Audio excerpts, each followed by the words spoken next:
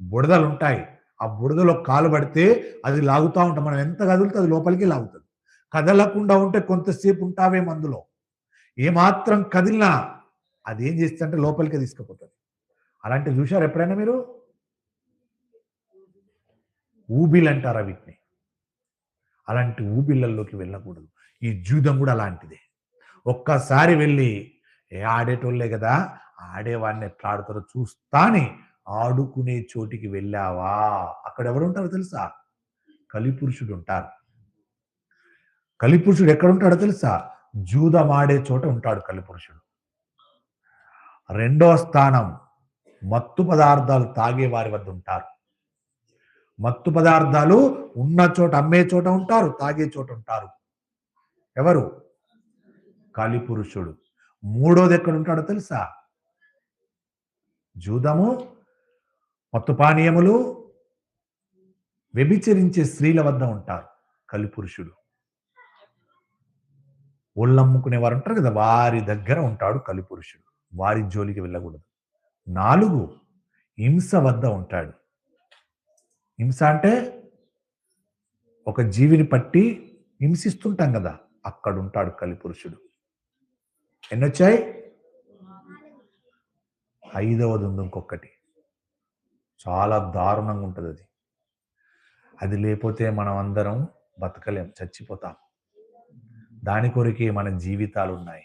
దాని కొరకే ప్రొద్దున లేస్తే కష్టపడి రూపాయి పోగేసి దాని మీదనే పెడుతుంటాం. బంగారం అందు కూడా కలిపురుషుడు ఉంటాడు. బాగా గుర్తుపెట్టుకోండి దయచేసి. అలానే బంగారం ఉండద్దు అంటలేరు. ఎంత ఉండాలనో అంతే ఉండాలి. బంగారం ఒంటి మీద ఎంత వేసుకొని అంతే వేసుకోవాలి. బంగారం మీద మోజుందని ఒళ్ళంతా దిగేసుకొని రోడ్డు పంట ఊరుకుంటారా? కలిపురుషుడు ఊరుకుంటాడా? ఎదుటోని మీదకి వచ్చి మనల్ని చంపి దోచుకొని పోతారు. లేవా? చూస్తలేం అటువంటి సంఘటనలు. చెవులకు ఉన్నంత చిన్న బంగారానికి పిల్లల కోసం చంపి చెవులకున్న బంగారాన్ని ఎత్తుకపోతున్నారు.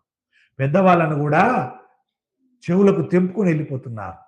ఎంతో మంది చంపారు కూడా బంగారం కొరకు. కలిపురుషుడు ఉంటాడు బంగారంలో, బాగా గుర్తుపెట్టుకోండి. బంగారమందు, జూదమందు, తాగే కాడ, వ్యభిచారిని ఉన్న చోట, హింస జరిగే చోట, ఈ 5టికి ఎంత దూరం ఉంటే అంత మంచిది. ఈ 5 నాలాంటోడు అంటాడు ఒక మాట, ఏమంటాడు తెలుసా? ఈ 5 ఇవన్నీ అలవాట్లేవు, ఏ అలవాట్లేవు అంటే ఒక్క అలవాటు ఉంది ఆయన దగ్గర. ఏముందో తెలుసా? అప్పుడప్పుడు మాకు తెలిసిన స్నేహితుడు పత్తాలు ఆడుతుంటాడు, వాడితో అలా వెళ్ళి చూసి వస్తాగంతే. నేను ఆడ ముట్ట పట్ట అదొక్కటి ఉంది నా దగ్గర అన్నాను అనుకోండి, చాలా అదొక్కటి. ఇవాళ చూస్తాను పోతావు, రేపేం జరుగుతుంది? అరే బలి ఆడుతున్నాడే అంటాను. ఎల్లుండి వాడేం చేస్తాడు? అరే ఒక్క నిమిషం పట్టుకోరా, నేను బయటకు వేస్తా అంటాడు. అది నా చేతికి ఇస్తాడు. నేనేం చేస్తా? 2 రోజులు ఎదురు దాన్ని, ఏంటో ఉందేందని ఇది తీసి అటు పెడతా, అది తీసి ఇటు పెడతా. నాలో కలిపురుషుడు చూస్తాడు. వెంటనే వచ్చి ఒరే నీకేం తక్కువరా, నువ్వు కూడా ఆడు అంటాడు. ఆడ అనిపిస్తాడు అక్కడ కలిపురుషుడు. అనిపిస్తే నేనేం చేస్తా తెలుసా? ఆయన బయటికి వెళ్ళి వచ్చేసరికి నేను 3 ఆటలు ఇస్తా. 3 ఏమొస్తుంది తెలుసా నాకు? కలిపురుషుడు మొట్టమొదటి ఏం చేస్తాడు తెలుసా? నాకు 1000 పెడతా, 5000 ఇస్తాడు. అబ్బా భలే ఉంది ఇది అని మళ్ళీ పెడతా 10,000, 20,000 వస్తాయి. వాటికి ఆట ముగించేస్తా. ఇప్పుడు ఉంటది ఇక నా మనసులో, రేపు ఎప్పుడు తెల్లారాలే, ఎప్పుడు వాళ్ళని కలుసుకోవాలి, ఎప్పుడు కూర్చోవాలని. 20,000కు ఇంకొక 20,000 అప్పు తెచ్చుకొని ఏం చేస్తా? ఆడుతా. ఆడితే 40,000 పెడితే 80,000 వచ్చినాయి. ఇంకా నాకు పెరిగింది ఆశ. మళ్ళీ 3 రోజు ఎప్పుడు తెల్లారిందని చూసినా పోయినా, ఆడితే 80కి 80 పోయినాయి. అక్కడే 50,000 అప్పు చేసిన. మళ్ళీ 4 రోజు పోయినా 50 పోయింది. మళ్ళీ అప్పు చేసిన 3 లక్షలు అప్పు అయింది. ఇప్పుడు ఇంట్లోకి వచ్చిన ఏం చేస్తున్నా? ఇంటిలో ఉన్న వస్తువులన్నీ అమ్మేస్తున్నా. ఉన్న వస్తువులు అమ్మిన తర్వాత ఏమైంది? భార్య మీద ఉన్నటువంటి బంగారాన్ని కూడా దోస్తే ఆమె ఇయ్యలేదు. ఇయ్యకపోతే ఏం చేసిన?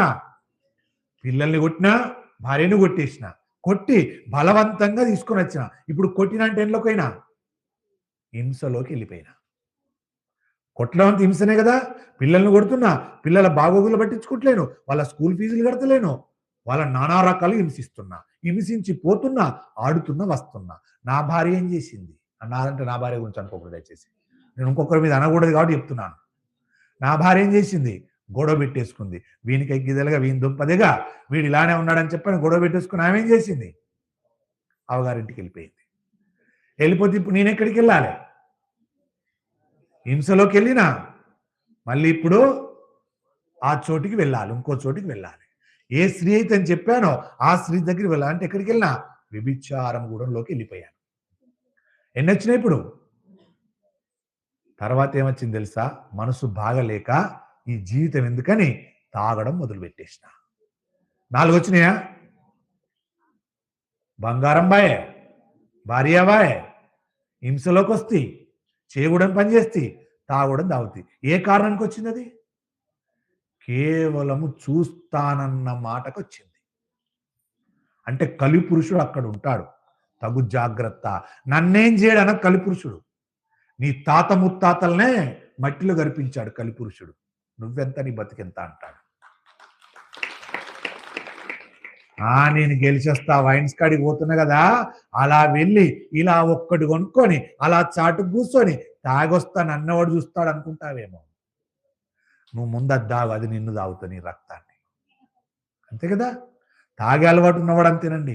ఒక్క తాగే అలవాటు ఉన్నవాడు కూడా ఏం చేస్తాడు, ఇవాళ తాగే అలవాటు ఉన్నవాడు రేపు ఆడుతా అంటాడు, రేపు ఆడి అన్ని ఒడగొట్టుకుంటాడు, భార్యని హింసిస్తాడు, పిల్లల్ని హింసిస్తాడు, భార్య వెళ్ళిపోతున్న తర్వాత ఇంకో చోటికి వెళ్ళిపోతాడు. పోయిందా లేదా 4 ఒక్క అలవాటు ఉంటే 4 కూడా అన్వయమైతాయి. బాగా గుర్తుపెట్టుకోండి దయచేసి. ఈ 5 వెళ్ళకండి దయచేసి, చాలా దూరంగా ఉండండి. అలాంటి కలిపురుషుని మాయ మన మీద పడద్దంటే జూదం జోలికి వెళ్ళకూడదు.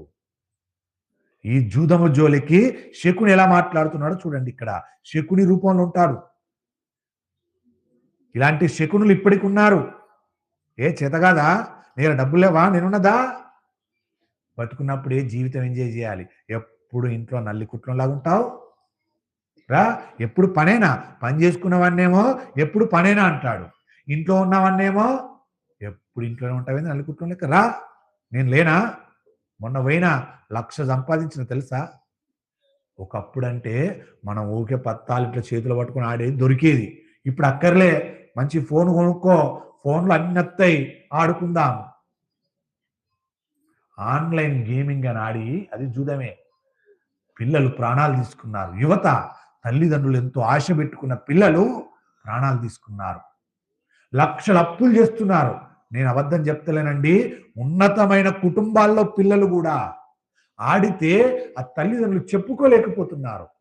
అయ్యా, నా కొడుకు ఆన్లైన్ గేమ్ ఆడి 10 లక్షలు ఊడగొట్టాడయ్యా అని ఒకరు చెప్పుకోలేకపోతున్నారు.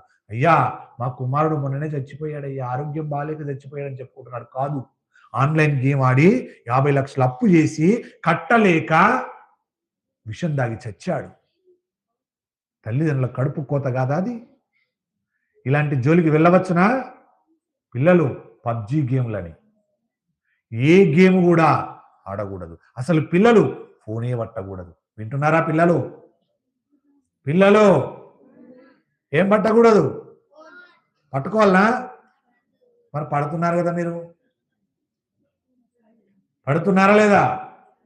ఫోన్ ఎలాంటిదో తెలుసా? భూతం, అది దయ్యం. ఫోను అది పెద్ద దయ్యం, మీకు కనబడది. దయ్యం ఎలా ఉంటుందో తెలుసా? అందంగా ఉంటది. ఏ అందంగా ఉంటుందో తెలుసా? ఫోన్ అని అందంగా కనబడుతుంది. అది ఫోన్ రూపంలో అందంగా కనబడుతుంది, మిమ్మల్ని మింగేస్తుంది. బహు జాగ్రత్త దయచేసి. ఫోన్ జోలికి వెళ్ళారా మింగేస్తుంది మిమ్మల్ని, వెళ్ళకండి దయచేసి. అలాంటి గేములు ఆడకండి పెద్దలు కూడా దయచేసి. అలాంటి జూదానికి వెళ్ళకండి దయచేసి. ధర్మరాజు గారికి ధర్మము తెలిసిండి కూడా వెళ్తున్నాడు. ఎందుకు? ఇలాంటి పాపాత్ముల పని పట్టాలని ఓడిపోతున్నాడు ధర్మరాజు గారు.